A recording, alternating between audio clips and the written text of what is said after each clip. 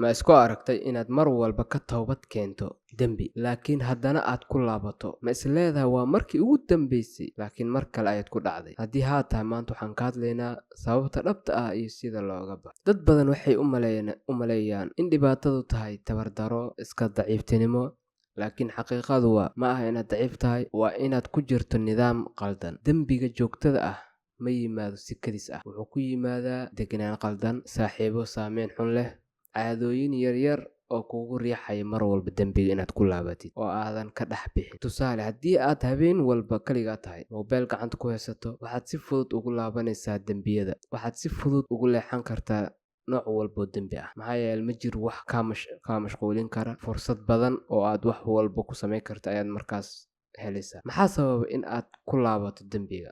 Waxaa jira 3 sabab oo waaweyn. 1. Trigger, wax kugu kicinaya, wax kugu sababaya inaad dembigan samaysid. dembiga noocoo doono noqon karaa, adaa garanaya. Isweydii, maxaa kugu sababaya mar walba inaad ku dhacdid? Maxaa kugu kicinaya? Wax walba waxay ka bilaabmaan hal shay oo dembiga markaad ku dhacaysid. Ha noqdaan muuqaal aad aragtay, ha noqdaan fikrad kugu soo dhacday, ama qof saaxiibkaaga ah kugu riixay dembiga, ama meel aad isleedahay meeshaas haddaad tagtid waa dembiyada waa ku dhacaysaa, oo meelaha dembiyada iyo xumaanta lagu sameeyo oo kale. Haddii mar walba aad meelahaas tagtid, booqashadaada ay ku badato, meelaha sigaarka lagu cabo, meelaha jaadka lagu cuno, haddaa mar walba aad tagtaysid, waxay ka dhigan tahay inaadan ka bixi karin mar walba. Haddii aad triggerka joojiso, waad guulaysanaysaa, laakiin haddii aad joojin weydo waxyaalaha kugu kicinaya, mar walba dembiga ayaad kusoo laabanaysaa. Qodobka 2. Naf aan mashquulsanayn. Marka aad firaaqo badan leedahay, maskaxdaadu waxay raadinaysaa raaxo degdeg ah, waxyaalo fudud oo aad ku mashquushid. Fursad ayuuna u helaysaa inaad dembiyadii aad ku laabatid mar walba. Marka aad naftaada aysan mashquulsanayn, aadan wax qabanaynin, keliya aad meel iska joogtid, aad moobeel iska isticmaashid, ama asxaabtaada xumaa aa raacdid, waxaa suurtagal ah inaad mar kale ku laabatid dembiyada. Dembigu wuxuu noqdaa midaad iska garaysid haddii aad saas ku wadid. Qodobka 3. Nidaam la'aan. Dad badan waxay rabaan inay iska joojiyaan, laakiin qorshe ma lahan. Rabitaan keliya kuma filna. Waxaad u baahan tahay inaad samaysatid nidaam adag si aad noloshaada gacanta ugu dhigtid. Waxaad u baahan tahay inaad nidaamka hagaajisid, oo aad qorshe dejisid, oo aad ku socotid nidaam aad jeexday. Markaas kadib waxaa suurtagal ah in noloshaadu ay isbedesho, aadan dembigii mar kale aadan ku laaban. 3daas qodob waa mar walba waxyaalaha dembiga nagu celiya, oo aanan marnaba uga bixi karin inaad dembigii iska dhaafno. Muxuu yahay marka xalka dhabta ah? Haddii xal aan ku siino maanta, waa mid inaad si practical ah u samaysid. 1. Ka fogow triggerka, waxyaalaha kugu kicinaya ama sabab u noqon kara inaad dembigii mar kale ku laabato. dembiga noocoo doono ha ahaado, waxyaalaha kugu kicinaya waa tiro badan. Tusaale, qof sigaar caba haddaad tahay oo aad rabtid inaad ka dhex baxdid sigaarkan iyo waxyaalaha xun, ka fogow waxyaalaha kugu kicinaya. meelaha sigaarka lagu cabo ka fogow, meelaha dadka asxaabta oo sigaarka isla cabi jirteen ka fogow. Haddii aad ka fogaatid markaad waxay noqonaysaa inaad ugu yaraan aad ka fogaatay dembiga waxyaalaha kugu kicinaya iyo xumaantii aad dib inaad ugu laabatid kugu kicinaya ayaad meesha ka saartid. Waa xalka 1. haddaad ka carartid sababta kugu kicinayso, waad guulaysanaysaa. Qodobka 2. Samee isbedel.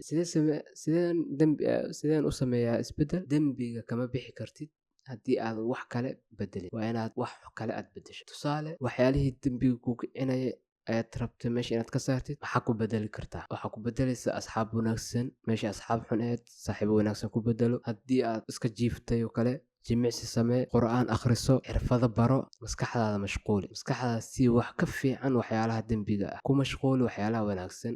qur'aan akhrinta, waxyaalaha in la barto xirfadaha kala duwan, jimicsi inay sameyso naftaada, waxyaalahaas ku mashquuli. mar walbaad maskaxdaada uu dembi kusoo dhaco, haddii aad sameydid isbedel isla waqti xaadirkaas, hore ayaad uga gudbaysaa dembiga. Qodobka 3 ee loo baahan yahay waa samee nidaam adag oo aad ku dhaqantid oo aadan ka gudbi karin. samee. Tusaale, subaxii soo kac, qur'aan akhri, qorshahaaga dejiso, maalintaada shaqo aad oo mashquul ku jir. habeenkiina kaligaa markaad noqotid, waqti dheer ha soo jeedin. marba haddaad tagtid qolkaaga, telefoonka meel iska dhig, seexo si aad nafis badan aad u heshid, nafsadaadan aysan waxyaalo kale ugu soo dhicin, aysan u mashquulin. noloshaada haddaad qaabaysid oo aad ka tagtid waxyaalaha mar walba iska soo laalaabtaan, oo xayndaabkaas aad ka baxdid, waxaa suurtagal ah inaad dembiyada aadan ku laabanin, aadan joogtaynin mar kale. Qodobka 4 waa qodobka ugu muhiimsan. xiriir la samee Allah subxaanahu wa tacaala, oo hagaaji xiriirka kala dhexeeya. markaad dembi ka baxdo, ha isku haleyn naftaada keliya isku haleyn. waana dabinka ugu badan aan ku dhacno mar walba, maxaa yeele nafteena ayaan kalsooni isbidinaa.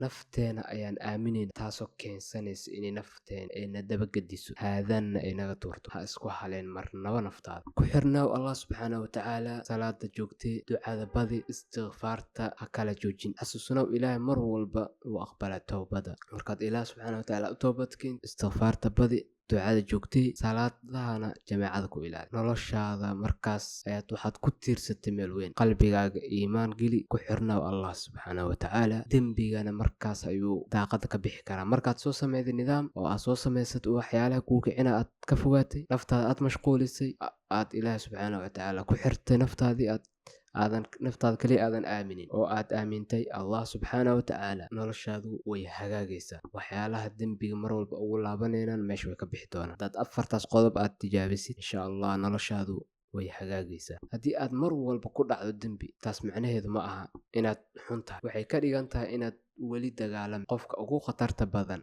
ma aha kan dembi sameeya, ee waa midka quusta. ha quusan, mar walba soo laabo. mar walba isku day inaad dembiyada ka fogaad. haddii aad rabto inaad noloshaada beddesho, ka bilaab hal tallaabo maanta. haddii muuqaalkan wax un ka caawiyey, la wadaag qof kale. muuqaalka subscribe saar si aad u hesho muuqaalo lamid ah.